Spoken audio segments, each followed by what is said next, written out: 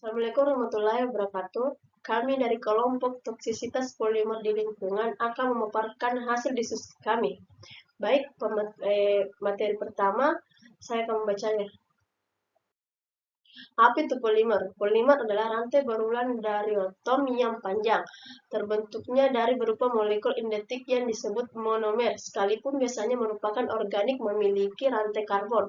Ada juga banyak polimer inorganik. Contoh terkenal dari polimer adalah plastik dan DNA. Polimer didefinisikan sebagai substansi yang terdapat molekul-molekul menyertakan rangkaian satu lebih dari satu unit monomer. Penggolongan polimer.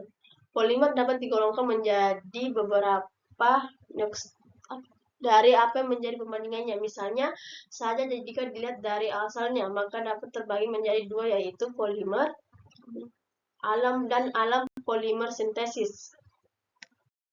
Apa itu resin? Resin adalah bahan monolimer berupa cairan dari getah pohon yang dapat mengeras.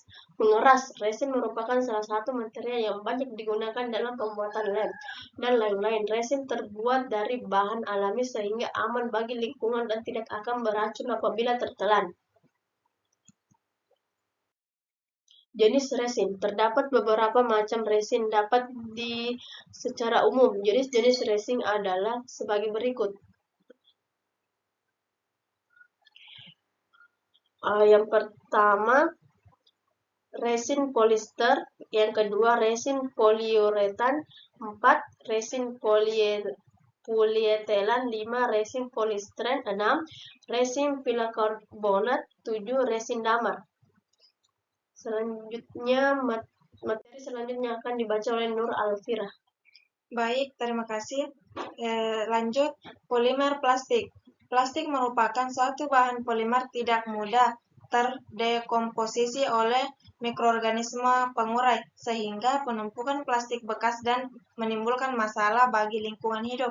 Penumpukan plastik bekas terus bertambah disebabkan oleh sifat-sifat plastik antara lain tidak dapat membusuk, tidak dapat terurai secara alami, dan tidak berkarat sehingga pada akhirnya menjadi masalah bagi lingkungan hidup.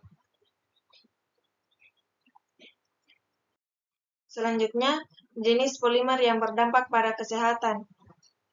Yang pertama yaitu semisitas, yang kedua neurotoksitas, yang keempat neurotoksisitas, yang kelima gangguan sistem endokrin, yang keenam gangguan saluran pencernaan dan fungsi ginjal, yang ketujuh kerusakan organ paru.